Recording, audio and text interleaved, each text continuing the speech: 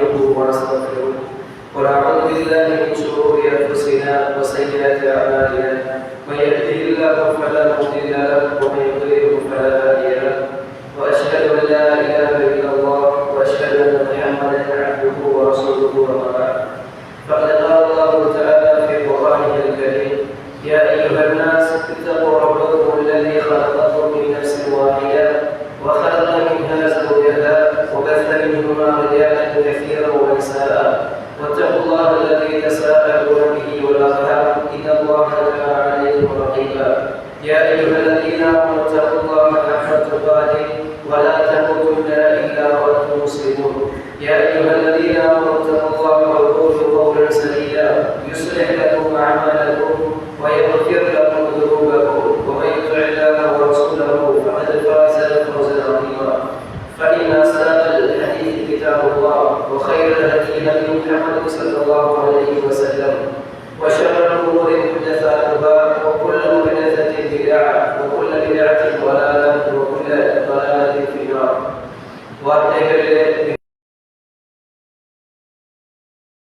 நடைமுறைகளிலே மிகச்சிறந்த நடைமுறை நபிகள் நாயகம் ஸல்லல்லாஹு அலைஹி வஸல்லம் அவர்களுடைய நடைமுறை என்றும் விடயங்களிலே மிகவும் கெட்ட விடயம் மார்க்கமற்ற விடயத்தில் இவையெல்லாம் மார்க்கத்திலே புதிதாக புகுத்தப்படுகின்றனவோ அவை அனைத்தும் என்றும் அவை அனைத்தும் பிதஅத்துகள் அந்த பிதஅத்துகள் அனைத்தும் வழிகேடுகள் அந்த வழிகேடுகளை யாரெல்லாம் இந்த உலகத்திலே எடுத்து நடந்து வாழ்கிறார்களோ அவர்களை அவை நரகத்தின் பால் செல்லும் என்ற நபிகள் நாயகம் ஸல்லல்லாஹு அலைஹி வஸல்லம் அவர்களுடைய ஒவ்வொரு முறையும் உபதேசத்தை இந்த இடத்தில் எனக்கும் உங்களுக்கும் ஞாபகப்படுத்தியவராய் அன்பார்ந்த இஸ்லாமிய உறவுகளே, கணியத்திற்குரிய சகோதரர்களே, இன்றைய இந்த குதுபாவிலே இஸ்லாம் தான் நமது அடையாளம் கலாச்சாரம் என்கின்ற ஒரு தலைப்பில் ஒரு சில விடயங்களை உங்களோடு பகிர்ந்து கொள்ளலாம் என்று ஆசைப்படுகிறேன்.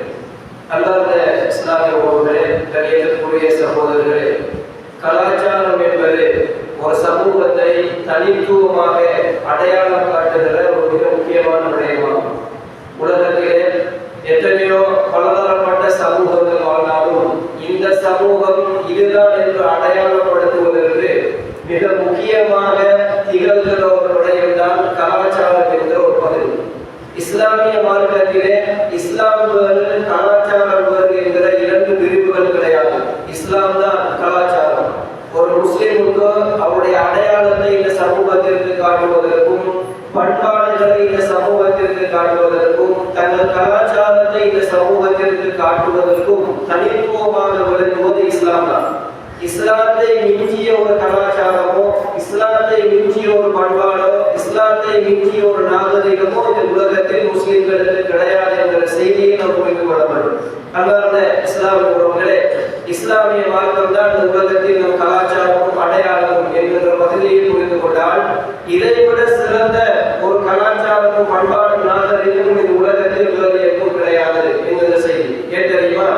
நீங்கள் அல்லாஹ்வுடைய தூதர் அந்த ஜாகிலியா காலத்தில் வாழ்ந்த அந்த சஹாபாக்களுக்கு, ஜாகிலியா காலத்தில் இஸ்லாமிற்கு முன்னால் அவர்கள் வாழ்ந்த வாழ்க்கை முறைகளும் அல்லாஹ்வுடைய தூதர் இஸ்லாம் என்கின்ற ஒன்றை கொடுத்தவுடன் அந்த சமூகத்தை நீங்கள் பார்த்தீர்கள் என்று சொன்னால் கல்வியாக இருக்கலாம், பொருளாதாரமாக இருக்கலாம், ஒழுக்க விழுமியங்களாக இருக்கலாம், இப்படிப்பட்ட ஒரு சமூகத்திற்கு வாழ்வதற்கு தேவையான ஒட்டுமொத்த விடயங்களை இஸ்லாம் என்ற ஒரு மார்க்கம் என்ன செய்கிறது, கற்றுக் கொடுத்ததை எங்களுக்கு என்ன செய்யலாம் பார்க்கலாம். எனக்கு அன்பார்ந்த இஸ்லாமிய உறவுகளே, நன்றாக புரிந்து கொள்ளுங்கள். ஒரு முஸ்லிமுக்கு இந்த உலகத்தில் தன்னை அடையாளப்படுத்துவதற்கான கலாச்சாரமும் நாகரிகமும் தேவை என்றால் அது இஸ்லாத்தின் மூலமாக தான் கிடைக்கிற ஒழிய இஸ்லாம் தவிர்த்து வேறு எதற்கும் வேறு எதன் மூலமும் அது கிடைக்காது என்ற பகுதியை முதலாவதாக நாங்கள் புரிந்து கொள்ள வேண்டும்.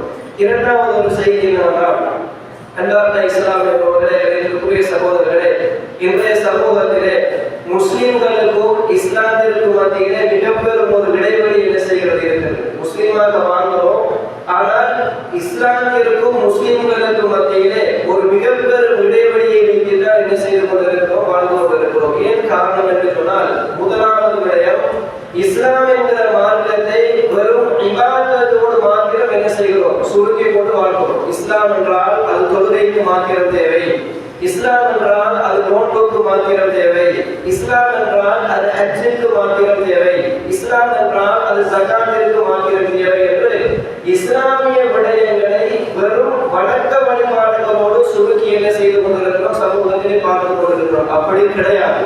ஒரு முஸ்லிமின் ஒட்டுமொத்த வாழ்க்கையும் இஸ்லாமாகத்தான் என்ன செய்ய வேண்டும். இபாதத் இஸ்லாமுக்குள் தான் நடக்கிறது. ஆனால் ஒரு முஸ்லிம் வணக்க வழிபாடுகளை மாத்திரம் இஸ்லாமாக பார்க்க முடியாது. ஒட்டுமொத்த வாழ்க்கையையும் இஸ்லாம் என்கிற அடிப்படையில் தான் ஒரு முஸ்லிம் என்ன செய்ய வேண்டும், நோக்க வேண்டும் என்கிற மாதிரி. அதனால்தான் அல்லாஹ்வுடைய தூதரை பற்றி ஆயிஷா ரலியல்லாஹு அன்ஹா அவர்களிடத்திலே கேட்கப்பட்டது. சுலைலத் ஆயிஷா அல்-குர்தி ரசூலுல்லாஹி ஸல்லல்லாஹு அலைஹி வஸல்லம் அல்லாஹ்வுடைய தூதருடைய பண்பாடுகளை பற்றி ஆயிஷா ரலியல்லாஹு அன்ஹா அவர்களிடத்திலே கேட்கப்பட்டது. அதற்கு என்ன பதில் சொல்கிறார்கள் தெரியுமா? கான குலுஹு அல்-குர்ஆன். அல்லாஹ்வுடைய தூதருடைய பண்பாடுகள் அல்-குர்ஆனாக தான் என்ன செய்கிறது இருந்தது. இபாதத்தை மாத்திரம் அல்-குர்ஆனாக இருந்தது என்று ஆயிஷா ரலியல்லாஹு அன்ஹா அவர்கள் சொல்லவில்லை. அல்லாஹ்வுடைய தூதருடைய ஒட்டுமொத்த வாழ்க்கையும் அல்-குர்ஆனாக தான் இருந்தது என்கிற செய்தியை ஆயிஷா ரலியல்லாஹு அன்ஹா அவர்கள் சொல்லி காட்டுவதை என்ன செய்யலாம் பார்க்கலாம். எனவே அல்லாஹ் இஸ்லாம் அவர்களே இபாதத்தோடு வணக்க வழிபாடுகளோடு மாத்திரம் இஸ்லாம் என்கிற ஒரு கொள்கையையும் மார்க்கத்தையும் பார்த்ததன் காரணமாகத்தான் மற்றைய பண்பாடுகளிலும் நாகரிகங்களிலும் கலாச்சாரங்களிலும் இஸ்லாமிய சமூகம் இன்னொரு கலாச்சாரத்தை பின்பற்ற என்ன செய்தது தொடங்கியது. இந்த சிந்தனை அறுந்து போய் இஸ்லாம் தான் ஒட்டுமொத்த பண்பாடும் நாகரிகமும் கலாச்சாரம் என்கிற சிந்தனை வந்தால் வாழ்க்கை என்ன செய்யும், இஸ்லாத்தின் அடிப்படையில் செல்லும் என்கிற செய்தியை நாங்கள் புரிந்து கொள்ள வேண்டும். இரண்டாவது காரணம் என்ன தெரியுமா? இஸ்லாமிய முறைமைகளை நம் பண்பாடுகளாக நாம் எடுத்துக் கொள்ளாத காரணம் என்னவென்றால் இஸ்லாமிய சிந்தனைகளை எல்லாம் ஒரு குறுகிய சிந்தனையாக பார்க்கிற மனப்பான்மை என்ன செய்கிறது, சமூகத்திலே கொஞ்சம் கொஞ்சமாக ஊடுருகிறது. இஸ்லாமியர்களுடைய மதத்திற்குள் நம் வாயினால் சொல்லாவிட்டாலும் வேரூன்றி குறையோடி போயிருக்கிற ஒரு சிந்தனை தான் இஸ்லாம் சொல்லி தருகிற பண்பாடுகள் கலாச்சாரங்களை எல்லாம் கொஞ்சம் தூரமாக வைத்துவிட்டு இன்றைய சமூகத்தில் மேற்குலகம் என்ன கலாச்சாரத்தை நமக்கு போதிக்கிறதோ அதுதான் நம் கலாச்சாரம் என்கிற சிந்தனை நம் சமூகம் என்ன செய்து கொண்டிருக்கிறது, வாழ்ந்து கொண்டிருக்கிறது. இஸ்லாம் அது பழமை சிந்தனையுடைய மார்க்கம் என்கின்ற ஒரு விதமான நச்சு கருத்து நம் சமூகத்துடைய உள்ளத்திலே சொல்லாவிட்டாலும் மிக பெரும்பான்மையான பகுதி என்ன செய்கிறது, ஆட்டி படைத்துக் கொண்டிருக்கிறது. சில உதாரணங்களை நான் சொல்லுவேன். அன்பார்ந்த இஸ்லாமியர்களே, நன்றாக புரிந்து கொள்ளுங்கள். இஸ்லாமிய மார்க்கம் என்பது பழமை அடைகிற மார்க்கம் கிடையாது. இஸ்லாமிய மார்க்கம் என்பது ஒரு மோசமான கலாச்சாரத்தையும் பண்பாட்டையும் நாகரிகத்தையும் நமக்கு சொல்லித்தர மார்க்கம் கிடையாது. உலகம் அழியும் வரைக்கும் சிறந்த ஒரு கலாச்சாரத்தையும் நாகரிகத்தையும் சொல்லித் தருகிற பண்பாடுகளையும் சொல்லித் தருகிற மார்க்கம் தான் இஸ்லாமிய மார்க்கம். அதனால்தான் இமாம் அபுல் ஹசன் அலி அன்-நத்வி ரஹிமஹுல்லாஹ் அவர்கள் ஒரு வார்த்தை சொன்னார்கள். இதற்கு முன்னால் சில நேரங்களில் அந்த வார்த்தையை சொல்லியிருக்கிறேன். முஸ்லிம்களுடைய உள்ளத்தில் எப்படி அபூபக்கர் ரலியல்லாஹு அன்ஹுடைய காலத்திலே இஸ்லாத்தை வெறுத்து இஸ்லாமிய மார்க்கத்தை விட்டு முர்த்தத்தாகி சென்றார்களோ அப்படிப்பட்ட ஒரு செயல்முறை இன்றைய சமூகத்தில் நடக்கிறது என்று அபுல் ஹசன் அலி அன்-நத்வி சொன்னார்கள். அன்றைய ரித்தத் என்பது அபூபக்கர் ரலியல்லாஹு அன்ஹுடைய காலத்திலே நடந்த முர்த்தத்தாகி ரித்தத்தாகி செல்வது என்பது வெளிப்படையாக நடந்தது. இஸ்லாத்தை வெறுத்து வெளிப்படையாக ஒதுங்கி சென்றார்கள். ஆனால் இன்றைய சமூகத்திலே வெளிப்படையாக நடக்காவிட்டாலும் முஸ்லிம்களுடைய உள்ளத்திலே இப்படிப்பட்ட சிந்தனை இருக்கிறது. இஸ்லாம் சொல்லித் தருகிற நெறிமுறைகளை வெறுத்து மேற்குலகம் சொல்லித் தருகிற நடைமுறைகளை முன்னுரிமைப்படுத்தி நடப்பது என்பது இஸ்லாத்தை புறக்கணிக்கிற ஒரு பகுதிதானே. இந்த ரித்தத், இந்த மதமாற்ற சிந்தனை இன்றைய சமூகத்திலே இருந்து கொண்டே இருக்கிறது என்று இமாம் அபுல் ஹசன் அலி அன்-நத்வி அவர்கள் சொல்லிவிட்டு சொல்கிறார்கள். ஒரு புத்தகமே எழுதுகிறார்கள். அந்த புத்தகத்திற்கு அவர் எழுத தலைப்பு என்ன தெரியுமா? ரித்தத்துன் லா அபா பக்ரின் லஹா. அபூபக்கருடைய காலத்திலே நடந்த மதமாற்ற சிந்தனை இன்றும் நடக்கிறது, அதை தடுப்பதற்கு அபூபக்கர் இல்லையே என்கின்ற தலைப்பில் என்ன செய்கிறார், அந்த புத்தகத்தை வெளியிடுகிறார். அந்த புத்தகத்திலே இமாம் அபுல் ஹசன் நத்வி அவர்கள் சொல்லுகிற அழகான ஒரு வார்த்தை இருக்கிறது. இஸ்லாமிய மார்க்கத்தை ஒரு மோசமான பழமையான மார்க்கம் என நீங்கள் சொல்கிறீர்கள், நன்றாக புரிந்து கொள்ளுங்கள் என்று சொல்லி ஒரு வாசகம் சொல்கிறார். அல் இஸ்லாமு லா யஅரிஃபு ஷைஹூபத வல் ஹரம். இஸ்லாம் என்பது அதற்கு வயோதிக வயோதிபம் என்கிற ஒன்று கிடையாது என்று சொல்கிறார். இஸ்லாம் என்பது அது எவ்வளவு காலத்திற்கு முன்னால் வந்தாலும் அதற்கு வயோதிபம் என்கிற ஒன்று கிடையாது. இஸ்லாத்திற்கு கிழக்கு பருவம் என்கிற ஒன்று கிடையாது என்கிற செய்தியை சொல்லிவிட்டு சொல்கிறார். அன்னஹு ஜதீதுன் கஷம்சி, இன்னஹு ஜதீதுன் கஷம்சி. இஸ்லாம் எப்படி தெரியுமா? சூரியனை போன்று புதியது என்று சொல்கிறார். வகதீமுன் கஷம்சி, சூரியனை போன்று பழையதும், வஷாபுன் கஷம்சி, சூரியனை போன்று வாலிபத்தன்மை உடையது என்கிறார். எவனாவது இந்த உலகத்திலே சூரியனை பார்த்து சூரியன் எவ்வளவு காலம் கூட இந்த உலகத்திலே இருக்கிறது, ஒளி மங்கிவிட்டது என்று சொல்லுவானா? ஒரு நாளும் சொல்ல மாட்டான். சூரியனுக்கு வயதாகிவிட்டது இந்த உலகத்திலே எவனும் சொல்ல மாட்டான். சூரியனின் சக்தி குறைந்து விட்டது என்று இந்த உலகத்திலே எவனும் சொல்ல மாட்டான். அப்படித்தான் இஸ்லாமும் சூரியனை போன்று பழமையானது. எப்படி சூரியன் என்றும் புதிதாக இருக்கிறதோ அப்படித்தான் இஸ்லாமும், எப்படி சூரியன் வாலிபத்தன்மையோடு இருக்கிறதோ அப்படித்தான் இஸ்லாமும் என்று சொல்லிவிட்டு சொல்கிறார். வலக்கின்னல் முஸ்லிமீன அல்லதீன ஹும் ஷரஹு வதஅஃபு, மாற்றமாக முஸ்லிம்கள் தான் நடைத்து போகிறார்கள் என்கிறார். முஸ்லிம்கள் தான் பலவீனம் அடைகிறார்கள், முஸ்லிம்கள் தான் நடைத்து போகிறார்கள். இஸ்லாத்திற்கு நடைபெறவும் கிடையாது என்கிற செய்தி அபுல் ஹசன் அலி அன்ஹு ரஹிமஹுல்லாஹ் அவர்கள் சொல்லுவது எங்களுக்கு விதத்தும் லாமா பக்ரில்லஹா என்கிற புத்தகத்திலே பார்க்க முடிகிறது. எனவே அன்பார்ந்த இஸ்லாமியர்களை புரிந்து கொள்ளுங்கள், இஸ்லாமிய மார்க்கம் என்பது பழமை அடையாத சூரியனை போன்று புதுமையுடைய எந்த காலத்திற்கும் பின்பற்றத்தக்க மிகச் சிறந்த கொள்கைகளையும் பண்பாடுகளையும் கலாச்சாரத்தையும் கற்றுத்தருகிற ஒரு மார்க்கம். ஒரு முஸ்லிமின் ஒட்டுமொத்த வாழ்க்கையில் இஸ்லாமாகத்தான் இருக்க வேண்டும். இபாதத் மாத்திரம் இஸ்லாம் கிடையாது. ஒவ்வொரு எழுத்துக்களும் நடையும் இஸ்லாத்தின் அடிப்படையில் தான் அமைய வேண்டும் என்கிற செய்தி முதலாவது முன்னுரையாக என்ன செய்து கொள்ளுங்கள், உள்ளத்தில் ஆழமாக பதிவு செய்து வைத்துக் கொள்ளுங்கள். இதை விளங்கிக் கொண்டு இரண்டாவது ஒரு செய்தி என்னவென்றால், நம் முஸ்லிம் சமூகத்தை எடுத்துக்கொண்டால், நம் முஸ்லிம் சமூகம் இன்றைய காலத்தில் பேச வேண்டிய ஒரு பகுதி, இரண்டு விதமான கலாச்சாரங்களை வாழ்ந்துள்ளது. முஸ்லிம் சமூகம் இரண்டு விதமான கலாச்சாரங்களை வாழ்ந்து பார்க்கிறோம். ஒரு கலாச்சாரம் என்னென்றால், அல் குர்ஆனும் சுன்னாவும் நம் வாழ்க்கைக்கு கற்றுத்தந்த பண்பாடுகளை கலாச்சாரத்தை என்ன செய்துள்ளோம், மறந்துள்ளோம். இன்னொரு கலாச்சாரம் என்னவென்றால், நாம் முஸ்லிம் சமூகமாக ஒரு ஊரில் வாழுகிற நேரத்திலே 1000 காலம் தொட்டு நம் சமூகத்திலே பின்பற்றி வந்த ஒரு சில கலாச்சாரங்களுக்கு இஸ்லாமிய மார்க்கத்திற்கு முரணில்லாதது. இஸ்லாமிய மார்க்கத்திற்கு முரணில்லாத முஸ்லிம் என்று தங்களை அடையாளப்படுத்துகிற ஒரு சில கலாச்சாரங்கள், உணவு பழக்க வழக்கங்கள், இப்படி ஒரு சில விடயங்கள் சமூகத்தில் எந்த காலம் தொட்டு இருந்து கொண்டிருக்கும். ஒரு முஸ்லிமுடைய உணவு பழக்கத்திற்கும் முஸ்லிம் அல்லாதவருடைய உணவு பழக்கத்திற்கும் என்ன செய்ய வித்தியாசம் இருக்கும். முஸ்லிம் சமூகத்திற்கு மத்தியிலே நம்ம ஊருக்கும் வெளியே இருக்கக்கூடிய ஊருக்கும் மத்தியிலே உணவு பழக்கங்களில் என்ன செய்ய வித்தியாசம் இருக்கு. இதுவெல்லாம் கலாச்சாரம். நம் சமூகம் இஸ்லாம் காட்டி தந்த கலாச்சாரத்தை என்ன செய்துவிட்டது, மறந்துவிட்டது. மிக முக்கியமானது. இரண்டாவது, நமக்கென்ற ஒரு சில அடையாளங்கள் என்ன செய்ய நம்மளை அடையாளப்படுத்துவதற்கு சமூகத்திலே இருக்கும். இஸ்லாத்திற்கு முரணில்லாத கலாச்சாரம், இதையும் நம் சமூகம் என்ன செய்துவிட்டது, மறந்துவிட்டது. இரண்டு விதமான கலாச்சாரமும் இல்லாமல் ஒரு மேற்குலக மேட்டுக்குடிய கலாச்சாரத்தை இறக்குமதி செய்து அதுதான் சிறந்த கலாச்சாரம், நமக்கு மதிப்புள்ள கலாச்சாரம் என்கிற அடிப்படையில் என்ன செய்து கொண்டிருக்கிறோம் என்று சமூகத்திலே வாழ்ந்து கொண்டிருக்கிறோம் என்கிற செய்தியை புரிந்து கொள்ளுங்கள். அன்பார்ந்த இஸ்லாமியர்களே, இஸ்லாமிய மார்க்கம் ஒரு விடயத்தை நமக்கு சொல்லித் தருகிறதால் அது சிறப்பு இருக்கிறது, அது நமக்கான அடையாளம் என்கிற செய்தியை புரிந்து கொள்ள வேண்டும். அதனால்தான் உமர் இப்னு அபீ ஸல்மா ரலியல்லாஹு அன்ஹு அவர்கள் சொல்கிறார்கள், அல்லாஹ்வுடைய தூதருடைய பராமரிப்பிலே வாழ்ந்தவர். அபூ ஸல்மா ரலியல்லாஹு அன்ஹு அவர்கள் மரணித்த நேரத்திலே உம்மு ஸல்மா ரலியல்லாஹு அன்ஹா அவர்களை அல்லாஹ்வுடைய தூதர் திருமணம் முடித்தார்கள். அவர்கள் இருவருக்கும் பிறந்திருந்த குழந்தைதான் உமர் இப்னு அபீ ஸல்மா. அல்லாஹ்வுடைய தூதர் அவரை எடுத்து என்ன செய்தார்கள், தன் பராமரிப்பை வளர்த்தார்கள்.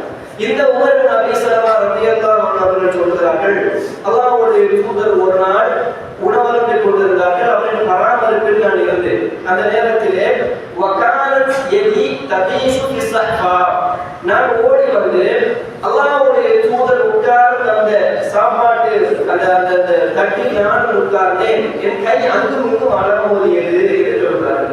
அல்லாஹ்வுடைய தூதர் எனக்கு என்ன சொன்னார்கள் தெரியுமா? யா குலாம் சமில்லா, சிறுவனே பிஸ்மி சொல்லி சாப்பிடு. வகுல் பி யமீனி, உன் வலது கையால் சாப்பிடு. வக்குல் மின்மா எலி, உனக்கு முன்னால் உள்ளதை சாப்பிடு என்று அல்லாஹ்வுடைய தூதர் கற்றுக் கொடுக்கிறார்கள். இது சாதாரண விடயம் கிடையாது. இப்பொழுதுதான் கலாச்சாரத்தை சொல்ல போகிறேன். இவ்வாறு ஒரு பகுதி கட்டாயம் நமக்கு தெரியும். அல்லாஹ்வுடைய தூதர் அந்த சிறு பிள்ளைக்கு வலது கையால் உணவு என்று சொன்னது ஒரு இஸ்லாமியரின் அடையாளம். வலது கையை மறுத்து ஒருவர் இடது கையால் உணவு உண்பானால் அந்த இடத்தில் இஸ்லாமிய கலாச்சாரத்தையும் நான் முஸ்லிம் என்ற அடையாளத்தையும் உடைக்கிறான் என்பது நன்றாக புரிந்து கொள்ளும். ஒருவர் வலது கையை ஒதுக்கிவிட்டு இடது கையால் உணவருந்துகிறான் என்று சொன்னால் இஸ்லாமியர் என்ற ஒரு அடையாளத்தை என்ன செய்கிறார், அந்த இடத்தில் உதைக்கிறார். வலது கையால் சாப்பிடுவது என்பது மிகச்சிறிய விடயம் கிடையாது. நாம் அப்படித்தான் பார்த்து வைத்திருக்கிறோம். தொழுகை பெரியது, ஹஜ் பெரியது, நோன்பு எல்லாம் பெரியது. வலது கையால் சாப்பிடுவது என்பது வெறும் சாப்பாடு தான். அது எந்த கையினாலும் சாப்பிட்டுக் கொள்ளலாம் என்ற சிந்தனையில் தான் வாழ்ந்து கொண்டிருக்கிறோம். அப்படி கிடையாது. இஸ்லாம் சொல்லி தருகிற ஒவ்வொரு விடயமும் மிகப்பெரிய விடயம் தான். ஒரு சிறு நல்ல விடயத்தை கூட இழிவாக என்ன செய்து கொள்ளக்கூடாது. அது சிறிய விடயம் என்று கருத்தில் கொள்ளக்கூடாது. ஒருவேளை அந்த பண்பு உணவுடைய சுருக்கத்திற்கு என்ன செய்யலாம், அழைத்து செல்லலாம் என்ற செய்தியை புரிந்து கொள்வது. எனவே அல்லாஹ்வுடைய தூதர் உன் வலது கையால் சாப்பிடு, உனக்கு முன்னால் உள்ளதை சாப்பிடு, பிஸ்மி சொல்லி சாப்பிடு என்று சொல்லிக் கொடுத்தார் என்றால் ஒரு முஸ்லிமின் அடையாளங்கள் ஒரு இஸ்லாமியின் கலாச்சாரத்தில் என்கிற பகுதியை புரிந்து கொள்வது. இன்னொரு செய்தியை பார்க்க அல்லாஹ்வுடைய தூதர் சொன்னார்கள், லா யதுல்லாஹு யௌமல் கியாமத்தி இலா மன் ஜர்ர இஸாரஹு குயலா. யாரெல்லாம் பெருமைக்காக வேண்டி தன் ஆடையை கீழாடையை கரண்டைக்கு எதிராக விழுத்தி செல்கிறார்களோ அவர்களை மறுமையில் அல்லாஹ் தஆலா பார்க்க மாட்டான் என்கிற செய்தி அல்லாஹ்வுடைய தூதர் சொன்னார்கள். இன்னொரு இடத்தில் சொன்னார்கள், ஒரு முஃமினுடைய ஆடை அவனுடைய இந்த கணுக்கான அரைப்பகுதியில் இருக்கும் என்று அல்லாஹ்வுடைய தூதர் சொன்னார்கள். இது வெறுமனே ஒரு சீலை துண்டு விடயம் கிடையாது. கரண்டைக்கு எதிரான ஆடை அணிவதில் என்ன இருக்கிறது என்று யாரும் கேள்வி கேட்க முடியாது. கரண்டைக்கு கீழான ஆடை இருக்கிறது என்று சொன்னால் இஸ்லாம் காட்டி தந்த ஒரு அழகிய கலாச்சாரத்தை அந்த இடத்தில் நாம் என்ன செய்கிறோம், மறுக்கிறோம். இஸ்லாத்தின் அடையாளத்தை என்ன செய்கிறோம், ஒரு முஸ்லிமுக்கு அல்லாஹ்வுடைய தூதர் சொல்லி தந்த, ஒரு ஆணுக்கு சொல்லி தந்த அடையாளத்தை அந்த இடத்தில் நாங்கள் மறுக்கிறோம். அந்த இடத்தில் கேள்விகள் கேட்க முடியாது. ஒரு தூண்டு சீலை கொண்டிருக்கிறார், இவ்வளவு பிரச்சனை என்று யாரும் என்ன செய்ய முடியாது, கேட்க முடியாது. அந்த ஒரு தூண்டு சீலை தான் நாளை மறுமை அல்லாஹ் தஆலா பார்க்க மாட்டான் என்கிற பாவத்திற்குள் என்ன செய்கிறது, தள்ளி செல்கிறது. எனவே அன்பார்ந்த இஸ்லாமியர்களே, நன்றாக புரிந்து கொள்ளுங்கள். இஸ்லாமிய மார்க்கம் சொல்லித் தருகிற ஒவ்வொரு விடயமும் எனக்கான அடையாளம். இன்னொரு செய்தி அல்லாஹ்வுடைய தூதர் சொன்னார்கள், நீங்கள் உணவருந்தினால் உணவருந்தி முடித்ததன் பின்னால் உங்கள் விரல்களை சூப்பும் வரை அதை கழுவி விடாதீர்கள், அதை துடைத்து விடாதீர்கள் என்று சொன்னார்கள். நீங்கள் உணவருந்தினால் உணவருந்தி முடிந்ததன் பின்னால் உங்கள் விரல்களை நீங்கள் சூப்பாத வரை அந்த கைகளை கழுவ வேண்டாம் அல்லது துடைத்து விட வேண்டாம் என்று அல்லாஹ்வுடைய தூதர் சொன்னார்கள். இப்பொழுது ஒரு உதாரணம் சொல்கிறேன். எல்லோரும் பரவலாக ஒரு ஒரு ஒரு 5 ஸ்டார் ஹோட்டலில் நம்ம எல்லோரும் இருக்கிறோம் என்று வைத்துக் கொள்வோம். ஒரு மிக பெரும் விருந்தினர்களுக்கு மத்தியிலே உட்கார்ந்து ஒரு முஸ்லீம் நான் மட்டும் தலைப்புமாக இடத்திலே இருந்து நான் உணவருந்திக் கொண்டிருக்கிறேன். அல்லாஹ்வுடைய தூதர் என்ன சொன்னார்கள், உன் வலது கையால் சாப்பிடு என்று சொன்னார்கள். சரி, அதையும் நாங்கள் சமாளித்து விட்டோம் என்று வைத்துக் கொள்கிறேன். கடைசியில் அல்லாஹ்வுடைய தூதர் என்ன சுண்ணாவை காட்டி தந்தார்கள், உன் விரல்களை சூப்பாத வரை கைகளை கழுவி கொள்ள வேண்டாம். இப்பொழுது ஒரு சிந்தனை வந்தால் எப்படி சிந்தனை, இவ்வளவு பேர் இருக்கிற இடத்தில் மிக பெரும் மனிதர்கள் எல்லாம் நமது பார்க்கணும், மிக பெரும் மனிதர்கள் எல்லாம் இருக்கிற இடத்தில் நான் விரல்களை சூப்பினால் எப்படி இருக்கும், என்னை இவர்கள் எப்படி நினைப்பார்கள் என்கிற ஒரு சிந்தனை நம் உள்ளத்திலே வந்தால் இஸ்லாமிய என்ற ஒரு அடையாளத்தை நாம் காட்டுவதற்கு அல்லாஹ்வுடைய தூதர் காட்டி தந்த சுன்னாவை விட இவர்கள் பெரியாராய் கொள்வார்களா என்ற ஒரு விதமான மோசமான சிந்தனை நம் உள்ளத்திலே வந்துவிடும். என்கிறதை நான் சூப்பிக் கொள்ள வேண்டும். அந்த நேரத்தில் என்னுடைய உள்ளத்தில் என் தூதர் காட்டி தந்த சுன்னா என்பதுதான் எனக்கு சிறப்பு, இஸ்லாத்தில் நான் கண்ணியம் என்கிற சிந்தனை எப்பொழுது மனிதனுடைய உள்ளத்திலே வருமோ அந்த சிறந்த சமூகமாக கலாச்சாரம்.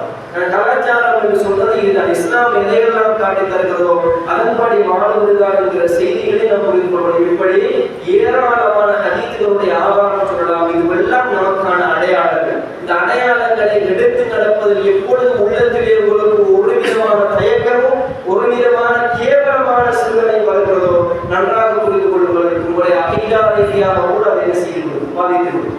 இஸ்லாத்தை விட ஒரு மேற்குக்குடி கலாச்சாரத்தை உட்படுத்துகிற சிந்தனை உங்களுக்கு கொண்டால் ஐரோப்பியர்கள் உருவாக்கி வச்ச உணவு கலாச்சாரத்தை என் தூதருடைய கலாச்சாரத்தை நான் முற்படுத்துகிறேன் என்று நான்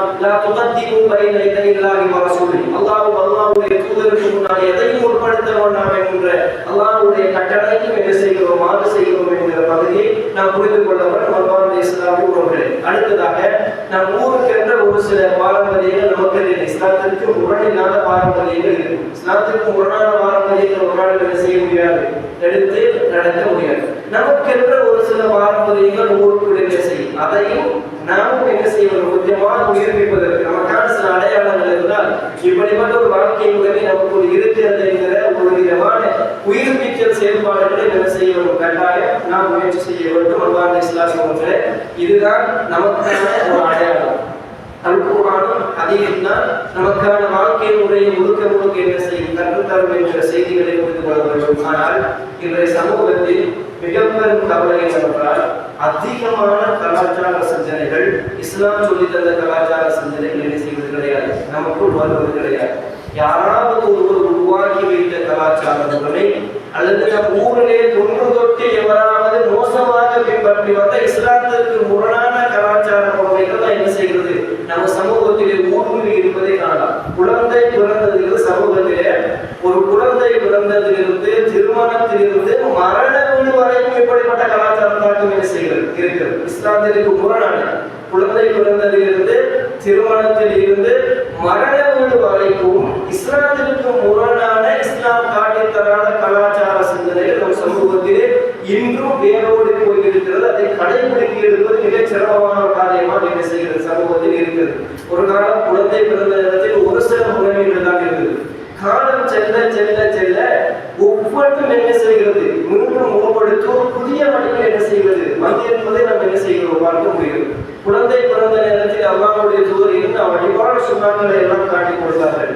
அந்த பிள்ளைக்கு பேர் வைத்ததிலிருந்து அந்த பிள்ளைக்கு தஹ்னீக் என்ற ஒரு முறையை சொல்லிக் கொடுத்தார்கள். அல்லாஹ்வுடைய தூதரிடத்திலே அனஸ் இப்னு மாலிக் ரலியல்லாஹு அன்ஹு அவர்கள் சொன்னார்கள், உம்மு சுலைம் ரலியல்லாஹு அன்ஹாவுக்கு பிறந்த குழந்தையை நான் எடுத்துச் செல்கிறேன் அல்லாஹ்வுடைய தூதருக்கு தஹ்னீக் செய்வதற்காக. பேரித்த மரத்தை அல்லாஹ்வுடைய தூதர் வாயில் நின்றுவிட்டு அந்த குழந்தையின் வாயில் வைத்து விடுவார்கள். இப்படிப்பட்ட அழகிய சுண்ணாக்களை எல்லாம் அல்லாஹ்வுடைய தூதர் சொல்லித் தந்தார்கள். இதான் நம் கலாச்சாரம். இப்ப கலாச்சாரம் எப்படி மாறிவிட்டது என்று சொன்னால், குழந்தை உருவானதிலிருந்து குழந்தை பிறந்ததிலிருந்து குழந்தையின் ஒவ்வொரு வயதுக்கும் மேற்கு கலாச்சாரம் கொண்டு வந்த கேக் கட்டிங் நடைமுறை என்ன செய்கிறது, நம் சமூகத்தில் இருக்கிறதை யாரும் மறுக்க முடியாது. எல்லா வீடுகளும் விதிவிலக்கான வீடுகளாக சமூகத்தில் வந்துவிட்டு ஒரு காலத்தில் பிறந்த நாள் கொண்டாட்டம் மாத்திரம் அப்படி இருந்தது. இன்றைய சமூகத்திலே பிள்ளை கருவில் உருவாகி 6வது மாதத்தில் சமூகத்திலே நடக்கும் செய்தார் கேக் அரைவாசியாக என்ன செய்யப்படுகிறது, வெட்டி வெட்டப்படுகிறது. இரண்டால் இப்பொழுதுதான் அரை வயது என்கிற ஒரு சிந்தனையில் இவ்வளவு மோசமான சிந்தனைகள் மேற்கு கலாச்சாரத்திலும் நம் சமூகத்தில் வந்துவிட்டதா இல்லை. இன்னும் ஆச்சரியமாக சொல்லப்போனால் இயல்பு நிலை, ஒரு மனிதன் பிறந்தால் அவனுக்கு பல் முளைக்கும் என்பது ஒரு குழந்தைக்கு இயல்பு நிலைகிறார். இது உலகத்தின் 7 அதிசயங்களில் ஒன்றும் கிடையாது. ஏதோ உலகத்தில் தங்கள் பிள்ளைகளுக்கு மாத்திரம்தான் விசித்திரமாக உழைப்பதும் கிடையாது. அந்த முதல் பள்ளிற்காக வேண்டி கேக்கு வெட்டி கொண்டாடுகிற சமூகம் இன்றைய சமூகத்திலே இருக்கிறார். முதல் பல்முடைப்பதற்காக வேண்டி ஒரு செலிபிரேஷன் என்ன செய்கிறது, சமூகத்திலே நடக்கிறது. இதுவெல்லாம் இந்த கலாச்சாரம் என்பதை நாம் ஒவ்வொருவரும் என்ன செய்ய வேண்டும், சிந்திக்க வேண்டும். அன்பார்ந்த இஸ்லாமிய கூட எல்லாவற்றிலும் இப்படி எடுத்தால் மேற்கு சிந்தனைகள், மேற்கு கலாச்சாரங்கள் வந்து இஸ்லாம் காட்டி தந்த மிகச் சிறந்த கண்ணியம் மிக்க கலாச்சாரங்கள் என்ன செய்கின்றன, குளிர்நோக்கி புதைக்கப்படுகிறது. எப்பொழுதும் ஒரு பொது விதியை விலகிக் கொள்ளுங்கள். இஸ்லாம் காட்டி தராத சிந்தனைகள் எல்லாம் எப்பொழுது உயிர் பெற்று எழுப்புகிறதோ இஸ்லாமிய சிந்தனைகள் அந்த இடத்தில் இறந்துவிடும் என்ற செய்திதான் நிச்சயம். விதிரத்துகளிலும் அப்படித்தான். ஒரு விதிரத் உயிர் பெற்றால் ஒரு சுண்ணா என்ன செய்துவிடும், அந்த இடத்தில் மழுங்கடிக்கப்படும். ஒரு மேற்கு கலாச்சாரம் நம் சமூகத்தில் ஊடுருவினால் இஸ்லாம் சொல்லித்த அழகிய கலாச்சாரம் என்ன செய்யும், அந்த இடத்தில் குளிதோண்டி புதைக்கப்படும், மறைக்கப்படும் என்கிற செய்தியை நாம் ஒவ்வொருவரும் என்ன செய்து கொள்ள வேண்டும், புரிந்து கொள்ள வேண்டும். இப்படி நிறைய விடயங்களை சமூகத்தில் சொல்லலாம். திருமணம் என்றாலும் அதிலும் இஸ்லாம் காட்டி தராது. இஸ்லாம் சொல்லாத 1000 விடயங்கள் என்ன செய்கிற நடத்திருக்கின்றன. மரண வீடுகளில் எடுத்துக்கொண்டாலும் அதிலும் இஸ்லாம் காட்டி தராத 1000 சிந்தனைகள் என்ன செய்கின்றன, நடைபெறுகின்றன. மிக முக்கியமாக சொன்னால், உதாரணமாக ஒரு மரண வீட்டில் எப்பொழுதுமே நம் சமூகத்தில் இருக்கக்கூடிய ஒரு சிந்தனை, ஒரு மரண வீட்டில் வெளியில் நாம் என்ன செய்வோம் என்றால் ஒரு வெள்ளை கொடியை தொங்குவோம். பெரும்பாலான வீடுகளில் இது நடக்கும்.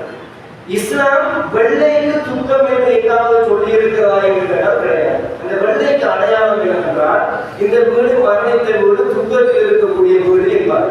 சரி, ஒரு பக்கம் அதை வைத்தாலும் துக்கம் என்பது அல்லாஹ்வுடைய தூதர் சொன்னது 3 நாள் தான். அதற்கு மேலால் துக்கம் அனுபவிப்பது கிடையாது. இது 40 தாண்டி 50 தாண்டி 60 தாண்டி அப்படியே அந்த வெள்ளக்கூடிய என்ன செய்யும் தொங்கிக் கொண்டிருக்கும். இஸ்லாமிய மார்க்கம் அல்லாஹ்வுடைய தூதர்கள் காலத்தில் எத்தனையோ சஹாபாக்கள் மரணித்திருக்கிறார்கள், அல்லாஹ்வுடைய தூதர் மரணித்திருக்கிறார்கள். அடையாளப்படுத்துவதற்காக இப்படி ஒரு அடையாளத்தை வாழ்க்கையில் வைத்ததாக கிடையாது. வெள்ளை கூட 3 நாட்களுக்கு மேலால் அனுபவிப்பது கூடாது என்கிற செய்தியை சொல்கிறது. நாம் அதற்கு ஒரு அடையாளம் வைத்து அதை வெளியே கொண்டு விடுகிறோம் என்றால் எந்த அளவுக்கு என்று சொன்னால் அதற்காக வேண்டி செப்பரேட்டாக பிடித்தும் என்ன செய்யப்படுகிற சமூகத்திலே கொடுக்கப்படுகிறது. இன்னும் சிந்தனை கிடையாது. இதைத்தான் சொல்லுது. இன்னும் சிந்தனை கிடையாது, நம் கலாச்சாரம் கிடையாது என்கிற மாதிரி நமக்கு இஸ்லாம் காட்டிய அந்த முறைகள் என்ன என்பதை சிந்தித்து நாம் என்ன செய்ய வேண்டும், செயல்பாடு வேண்டும். இப்பொழுது சமூகத்திலே இந்த சிந்தனைகள் இருக்கிற நேரத்தில் இதையெல்லாம் சொல்லுகிற நேரத்தில் என்ன செய்கிறது, ஒரு விதமான எப்பொழுதுமே சரியான விடயங்களை சொல்லுகிற நேரத்தில் அல்லாஹ்வுடைய தூதர் காட்டி தந்த விடயத்திலிருந்து சொல்லுகிற நேரத்தில் எப்பொழுதும் அதற்கு எதிராக என்ன செய்யும், விமர்சனங்கள் ஒன்றே. விமர்சனங்களை நாம் இந்த உலகத்தில் யாருமே வாழ முடியாது. அப்படி வாழ்வதாக இருந்தால் அல்லாஹ்வுடைய தூதரை வாழ்ந்திருக்கிறோம். அதற்கு மேலா அல்லாஹ்வுக்கு குழந்தை இருக்கிறது என்று சொன்னார். இதை விட விமர்சனம் தேவைப்படுமா? அல்லாஹ்வுக்கு விமர்சனம் தான். எனவே நன்றாக புரிந்து கொள்ளுங்கள், விமர்சனத்தை விட்டு தூரமாக யாரும் வாழ முடியாது. ஆனால் அந்த விமர்சனத்திற்கு பயந்து உண்மையை சொல்லாமல் உலகத்தில் நாம் இருந்து கூட கடமை கட்டாயம் சொல்லியாக வேண்டும். யாராவது ஒருவருக்கு அது புரிந்தாலும் அதற்கு அல்லாஹ் மட்டும் கூடி தருவார். இந்த செய்திகளை நாம் சொல்லுகிற நேரத்தில் சிந்தனை வளைக்கிறது என்றால் இவர் எங்கு படித்தார் என்ற ஒரு விமர்சனம் செய்யும். இந்த விடயங்கள் அல்லாஹ்வுடைய தூதர் காட்டி கொடுக்கவில்லை, இது முறைமை இல்லை என்கிற செய்தி சொல்லப்பட்டால் இது என்ன புது விதமான விடயமாக இருக்கிறது, எங்கு மார்க்கம் படித்தார் என்று இதுவரைக்கும் மார்க்கம் பக்கம் தடை காட்டாதவர்கள் கூட பேசுவதை என்ன செய்யலாம் பார்க்கலாம். இப்படிப்பட்ட ஒரு சிந்தனை கூட நம் சமூகத்திலே முறையோடு இருக்கிறது. புரிந்து கொள்ளுங்கள், ஒரு விடயம் சொல்லப்பட்டால் மார்க்கெட் சம்பந்தப்பட்ட ஒரு விடயம் சொல்லப்பட்டால் அதை மார்க்க ரீதியாக அணுகுகிற சிந்தனை ஒவ்வொருவருடைய உள்ளத்தில் வரணும். சொல்வது சரியா படையா என்று சொன்னவரை சந்தித்து மார்க்க ஆதாரத்தோடு கேட்டு என்ன செய்ய வேண்டும், விளக்கம் தர வேண்டும். அடிப்படை விளக்கங்கள் கூட இல்லாமல் மார்க்கம் சொல்லுகிற செய்திகளை புறக்கணித்து நாம் பேசுவோமே ஆனால் அல்லாஹ்வுடைய தூதருடைய வாக்கை புறக்கணிக்கிறோம் என்கிற செய்தியை நாம் என்ன செய்து கொள்ள வேண்டும், இடத்தில் ஒரு உபதேசமாக புரிந்து வைத்துக் கொள்ள வேண்டும். அடுத்ததாக அன்பார்ந்த இஸ்லாம் அவர்களே, ஒரு சில ஹதீஸ்களை உங்களுக்கு சொல்கிறேன். ஒரு இஸ்லாமியன், ஒரு முஸ்லிம் எப்படிப்பட்ட தனித்துவமான அடையாளத்தோடு இருக்க வேண்டும் என்பதற்கு அல்லாஹ்வுடைய தூதர் சொன்ன, அல்லாஹ்வுடைய தூதர் வழிகாட்டிய ஒரு சில ஹதீஸ்களை உங்களுக்கு சொல்கிறேன். அந்த ஹதீஸ்கள் உங்களுக்கு உணர்த்தும் நான் எந்த அளவிற்கு தனித்துவம் ஒரு அடையாளம் மிக்கவனாக இந்த சமூகத்திலே இஸ்லாமிய கலாச்சாரத்தோடு வாழ வேண்டும் என்பதற்கு உங்களுக்கு புரியும். முதலாவது அல் குர்ஆனிய வசனம் ஒன்றை சொல்கிறேன். சூரா பக்ராவுடைய அல் குர்ஆனிய வசனம் அல்லாஹ் தஆலா சொல்கிறார், யா அய்யுஹல்லதீன ஆமனூ லா தகூலு ராஇனா வகூலு துர்னா. இந்த அல் குர்ஆனிய வசனமே போதுமானது, நன்றாக விளங்கிக் கொள்ளுங்கள். அல்லாஹ் தஆலா சொல்கிறார், ஈமான் கொண்டவர்களே, லா தகூலு ராஇனா, ராஇனா என்கிற வார்த்தையை நீங்கள் சொல்ல வேண்டாம். அரபு வார்த்தை ராஇனா என்கிற வார்த்தையை நீங்கள் சொல்ல வேண்டாம். வகூலும் துர்னா, உந்துர்னா என்கிற வார்த்தையை நீங்கள் சொல்லுங்கள் என்று அல்லாஹ் தஆலா முஃமின்களை பார்த்து சொல்கிறார். ஈமான் கொண்டவர்களே, ராஇனா என்கிற வார்த்தையை நீங்கள் என்ன செய்ய வேண்டும், நீங்கள் பாவிக்க வேண்டும். இரண்டுக்குமே ஒரு அர்த்தம்.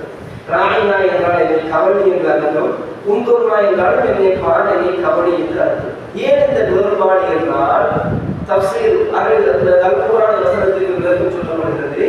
ராஇனா என்கிற வார்த்தையை யூத கிறிஸ்தவர்கள் அதிகமாக பயன்படுத்துவார்கள். யூதர்கள் ராஇனா என்கிற வார்த்தையை அதிகமாக பயன்படுத்துவார்கள். எனவே அந்த வார்த்தையை கூட நீங்கள் என்ன செய்ய வேண்டாம், பயன்படுத்த வேண்டாம்.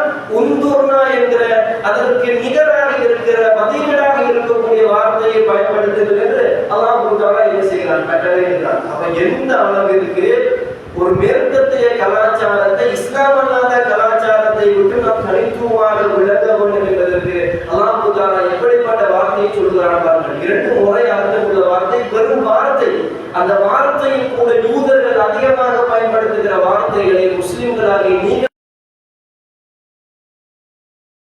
அடையாளப்படுத்தப்பட வேண்டும் என்கிற செய்தியை அல்லாஹ் தஆலா அல் குர்ஆனிலே சொல்வதை பார்க்கலாம். இன்னொரு செய்தியை பாருங்கள். அல்லாஹ்வுடைய தூதர் சொன்னார்கள், முஸ்லிமிலே பதிவு செய்யப்பட்டிருக்கக்கூடிய செய்தி, லா தக்குலு பிஷிமால், இடது கையால் நீங்கள் என்ன செய்ய வேண்டாம், சாப்பிட வேண்டாம்.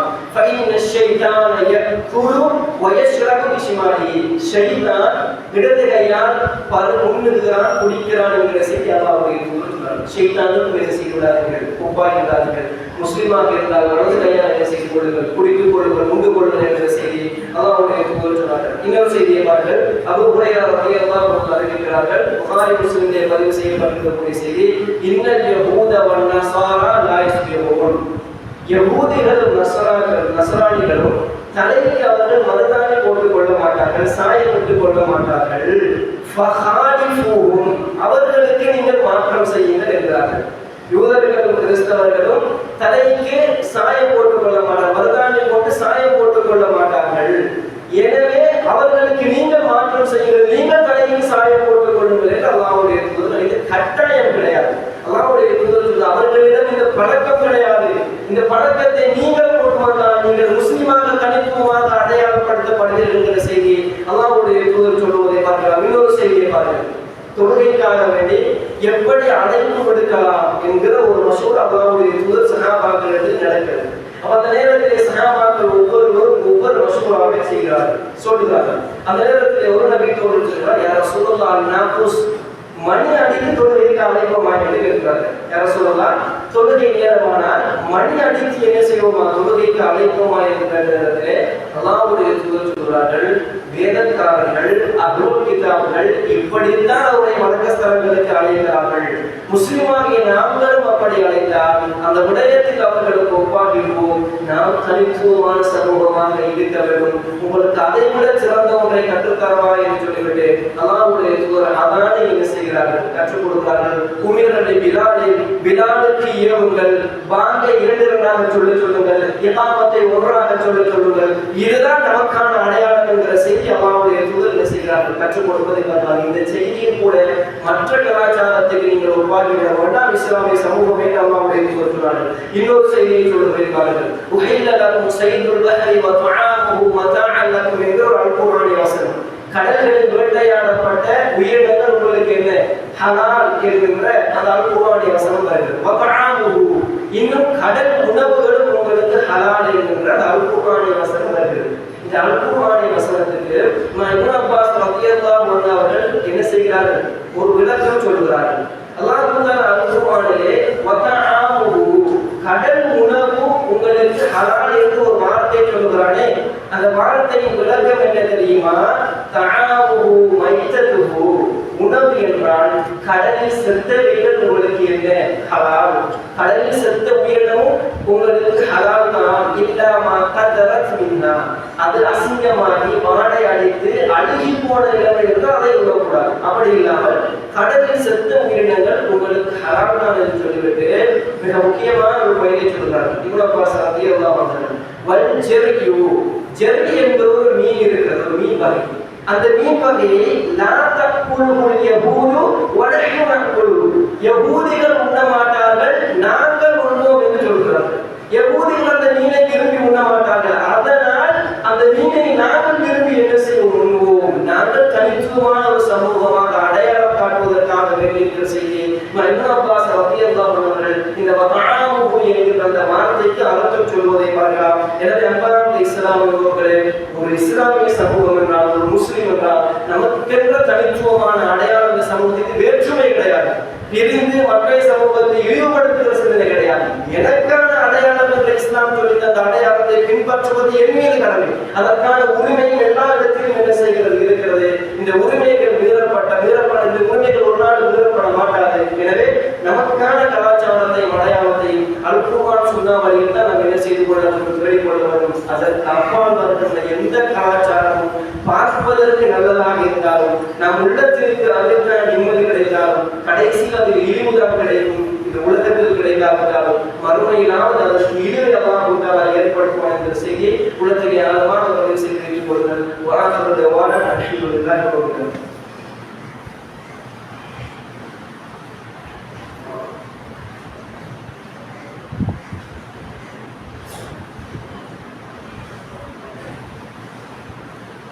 الحمد لله رب العالمين والصلاة والسلام على رسول الله وعلى آله وصحبه أجمعين. இன்பார்ந்த இஸ்லாமிய உறவுகளே, எனக்குரிய சகோதரர்களே, ஆரம்ப குத்துபாவிலே முஸ்லிம்களுக்கான அடையாளம் என்ன, இஸ்லாம் காட்டித்தரக்கூடிய கலாச்சாரம் என்ன என்கிற செய்தியும், அது நமக்கு எவ்வளவு அவசியம், அல்லாஹ்வுடைய தூதர் எப்படி தனித்துவமாக நாம் வாழ வேண்டும் என்பதற்காக வேண்டி எவ்வளவு சிறிய விடயங்களில் கூட கவனம் எடுக்க எங்களை சொல்லியிருக்கிறார் என்ற அந்த வரிசையில் கடைசியாக ஒரு செய்தியை சொல்கிறேன். அல்லாஹ்வுடைய தூதரிடத்திலே சாமிக்கு என்று சொல்லக்கூடிய ஒரு நபி தூதர் இருக்கிறார். யார சொல்லலாம், இன்னி நதர்து அன் அன்ஹர ரஜுலன் பி புவானா. புவானா என்கிற ஒரு இடத்தில் ஒரு ஒட்டகத்தை அறுத்து பலியிடுவதற்கு நான் முயற்சியை வைத்திருக்கிறேன். யார சொல்லலாம் இருக்கிறார். புவானா என்கிற ஒரு இடத்தில் ஒட்டகத்தை அறுத்து பலியிடுவதற்கு நான் முயற்சியை வைத்திருக்கிறேன். இப்படி நடந்தால் இந்த இடத்திற்கு சென்று நான் ஒட்டகத்தை அறுத்து பலியிடுகிறேன் முயற்சியை வைத்திருக்கிறேன். யார சொல்லலாம் என்று சொன்ன நேரத்திலே அல்லாஹ்வுடைய தூதர் இரண்டு கேள்வி கேட்கிறார்கள். முதலாவது கேட்கிற புவானா என்ற இடம் ஜாகிலியா கால மக்களிடத்திலே இருந்த அவர்களுடைய பகுதியில் இருந்த இடம் தான் ஜாகிலியா கால மக்கள் வாழ்ந்தது. அல்லாஹ்வுடைய தூதர் கேட்கிறார்கள், அகான ஃபீஹா வதனுன் மின் அவ்தானில் ஜாகிலியத்தி யுர்பத். லஹாப் இப்னு சாபிதே, அந்த புவானா என்கிற இடத்தில் ஜாகிலியா காலத்து மக்கள் வணங்கி ஏதாவது சிலைகள் இருந்திருக்கிறதா என்று கேட்கிறார்கள். நீங்கள் இப்போது அறுத்து பணியிட போகும் இடத்தில் ஜாகிலியா கால மக்கள் வணங்கி வழிபட்டு ஏதாவது வணக்க ஸ்தல சிலைகள் இருந்திருக்கிறதா என்று கேட்கிறார்கள். சொல்கிறார்கள், இல்லை யார சொல்லலாம். இரண்டாவது கேள்வி அல்லாஹ்வுடைய தூதர் கேட்கிறார்கள், ஏதாவது கொண்டாட்டங்கள் நடைபெறுகிற இடமாக இருந்திருக்கிறது. ஜாகிலியா கால மக்கள் அந்த இடத்தில் ஏதாவது கொண்டாட்டங்களை ஏற்பாடு செய்கிற இடமாக அது இருந்திருக்கிறதா என்று கேட்டார்கள். அப்ப அதற்கு அவர் சொல்றார், இல்லை யார சொல்றது. அல்லாஹ்வுடைய தூதர் சொல்றார்கள், அப்படி என்றால் உங்களுடைய நேரத்தை அந்த இடத்தில் நீங்கள் நிறைவேற்றி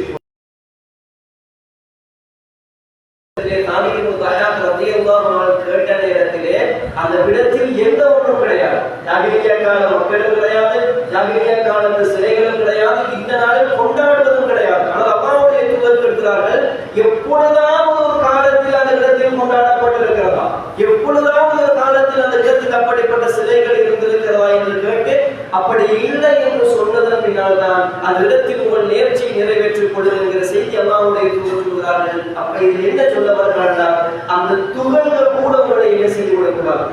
ஏதோ ஒரு காலத்தில் நடந்திருந்த அந்த வாடை கூட ஒரு முஸ்லிமுடைய மேனியில் அடிக்க கூடாது. அப்படி இல்லாமல் மிக சுத்தமாக இருக்கிற இடமாக இருந்தால் நீங்கள் அந்த இடத்திற்கு செல்லலாம் என்கிற செய்தி அல்லாஹ்வுடைய தூதர் சொல்லிக் கொடுத்தார்கள். இந்த அடிப்படையில் தான் ஒரு முஸ்லிம் தன்னுடைய வாழ்க்கையை என்ன செய்து கொள்ள வேண்டும், அமைத்துக் கொள்ள வேண்டும். இந்த கலாச்சாரமும் இஸ்லாம் சொல்லிக் கொடுக்கிற சிந்தனைகள் ஆடைகளாக இருக்கலாம், நடைமுறைகளாக இருக்கலாம், எல்லாவற்றும் பெண்களுடைய ஆடை இதுதான் ஒரு முஸ்லிம் பெண்ணுடைய ஆடை என்று இஸ்லாம் சொல்லிக் கொடுத்தால் அந்த ஆடையில் தான் ஒரு பெண்ணிற்கு சிறப்பு இருக்கிறது, அந்த ஆடையில் தான் அவருக்கு கண்ணியம் இருக்கிறது. ஒரு தாய்க்கும் தந்தைக்கும் அந்த ஆடையில் தான் என்ன செய்கிறது, தன் பிள்ளை என்கிற பெருமிதம் இருக்கிறது. இதையெல்லாம் புறக்கணித்து ஒவ்வொரு விடயத்திலும் வாழ்க்கையை நாம் நடைமுறைப்படுத்தும் ஒவ்வொரு விடயத்திலும் அதை எடுத்து என்ன செய்யலாம், நோக்கலாம் என்கிற செய்தியை புரிந்து கொள்ளுங்கள். இந்த சிந்தனைகளும் இந்த இஸ்லாமிய கலாச்சாரங்களும் எப்பொழுதும் புறக்கணிக்கப்பட்டதோ, இந்த சிந்தனைகள் நாம் ஒதுக்கப்பட்டு எப்பொழுதும் மேற்கு சிந்தனைகள் நம் சமூகத்துக்குள்ளே உட்புகுந்ததோ, நீங்கள் பாருங்கள் எவ்வளவு பெரிய கலாச்சார செயல்கள் ஒரு சமூகத்தில் இருக்கிறது. ஒரு காலத்தில் நம் சமூகத்திலே ஒரு ஆண் பெண் சந்திப்பு என்றால் எவ்வளவு சிரமப்பட வேண்டும் என்கிற செய்தியை புரிந்து கொள்ளும். ஒரு ஆண் பெண் சந்தித்து தனிமையில் பேசுவதென்றால் ஒரு 30-40 வருடத்திற்கு முன்னால் எடுத்துப்பார்கள். நம் சமூகத்தில் நம் ஊரின் நிலையில் மிகப்பெரும் சிரமம் ஒரு ஆணுக்கு ஒரு பெண்ணை சந்திப்பதென்றால் சரி என்று சொல்லுங்க, அது துணைதான். ஆனால் ஒரு கஷ்டமான ஒரு சூழ்நிலை, ஒரு இறுக்கமான ஒரு சூழ்நிலை நம் சமூகம் என்ன செய்திருந்தால் இன்றைய சமூகம் ஒட்டுமொத்தமாக என்ன செய்து திறந்து விட்டதை பார்க்கலாமா இல்லையா? ஒரு பாடசாலை சமூகம் கூட சில நிர்பந்தத்திற்கும் நாம் என்ன செய்கிறோம், ஈடுபட்டு கொண்டிருக்கிறோம். ஒரு ஆண்கள் கலப்போடு பாடசாலை செல்ல வேண்டும் ஒரு செய்தி இருக்கிறது. ஆனாலும் அங்கும் என்ன செய்யலாம், இஸ்லாமிய வரைமுறைகளை நடைமுறைகளை அமல்படுத்தலாம். ஒவ்வொருவரும் அதற்கான முயற்சிகளை என்ன செய்யணும், சமூகத்தில் மேற்கொள்ள வேண்டும். இப்படிப்பட்ட கலாச்சார சீர்கேடுகள் இஸ்லாமிய வரையறைகளையும் இஸ்லாம் சொல்லிக் கொடுத்த நடைமுறைகளையும் எப்பொழுதும் எந்த அளவுக்கு மோசமான ஒரு சமூகம் என்றால் திருமணத்திற்கு முன்னரான உறவு என்கிற ஒரு விதமான கலாச்சாரம் சமூகத்தில் வருகிறது. லிவிங் லைஃப், லிவிங் டுகெதர், சேர்ந்து வாழலாம், பிடித்தால் திருமணம் முடித்துக் கொள்ளலாம், இல்லை என்றால் பிரிந்து கொள்ளலாம் என்கிற சிந்தனை அண்மை நாடான இந்தியாவிற்குள் வந்துவிட்டது. நம் நாட்டிற்குள்ளும் இருக்கலாம், அறிமுகம் இல்லாமல் நமக்கு இருக்கலாம். அண்மை நாட்டிற்குள் கூட என்ன செய்துவிட்டது, இஸ்லாமிய சமூகத்திற்கோ பெண்ணும் பெண்ணும் திருமணம் முடித்துக் கொள்ளலாம் என்கிற சிந்தனை வந்ததா இல்லையா? நம்ம ஊரில் நடந்த பிரச்சனை கூட, நம்ம பகுதியில் நடந்த பிரச்சனை கூட பெண்ணும் பெண்ணும் திருமணம் முடித்து, இது எந்த கலாச்சாரம்? யார் சொல்லிக் கொடுத்த கலாச்சாரம்? இஸ்லாமிக் ஒரு கலாச்சாரத்தை சொல்லித் தரவில்லை.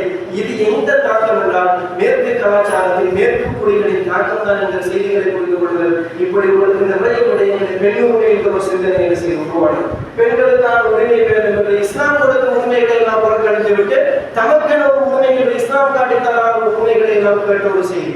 மிம்பரிலே பெண்கள் ஜும்மா ஓத வேண்டும் என்கிற சிந்தனை கூட என்ன செய்தது சமூகத்தில். ஏன் ஆண்களுக்கு மட்டும் அந்த இடம், பெண்களுக்கும் அந்த இடம் வேண்டும், அதான் பெண் உரிமை என்கிற சிந்தனை என்ன செய்தது. இப்படி மோசமான சிந்தனைகளும் கலாச்சாரங்கள் நம் சமூகத்தில் ஊடுருவிய காரணம் இஸ்லாம் என்கிற கலாச்சாரமும் அடையாளமும் ஒரு பக்கம் புறந்தள்ளப்பட்டதான் என்கிற செய்தியை புரிந்து கொள்கிறது. இஸ்லாமிய எல்லாத்திற்கும் மிக முக்கியமான அச்சாணி அறிவு என்பது, மார்க்க அறிவு என்பது மிக முக்கியமானது. மிகச் சரியான வழியில் வளர்கின்ற பிள்ளைகளுக்கும் குழந்தைகளுக்கும் ஏன் இருக்கின்ற நமக்கும் அது தேவைப்படுகிறது என்கிற செய்தியை புரிந்து கொள்ளுங்கள். அதற்கான வழிகளை தேடுங்கள், மார்க்கத்தை படித்துக் கொள்வதற்கு முயற்சி செய்யுங்கள். அப்போது நான் சரியான பாதையில், சரியான பண்பாட்டையும், சரியான நாகரிகத்தையும், சரியான கலாச்சாரத்தை இஸ்லாத்தின் மூலமாக கற்றுக்கொள்ள முடியும். அதை கற்று அதன் அடிப்படையில் சிறந்த சமூகமாக வாழ்வதற்கு அல்லாஹ் தஆலா எனக்கும் உங்களுக்கு புரிவானாக. வாஹிரு தஅவானா அல்ஹம்துலில்லாஹி ரப்பில் ஆலமீன். ஹாதா வ அன்தி வ ஸல்லல்லாஹு அலைஹி வஸல்லம்.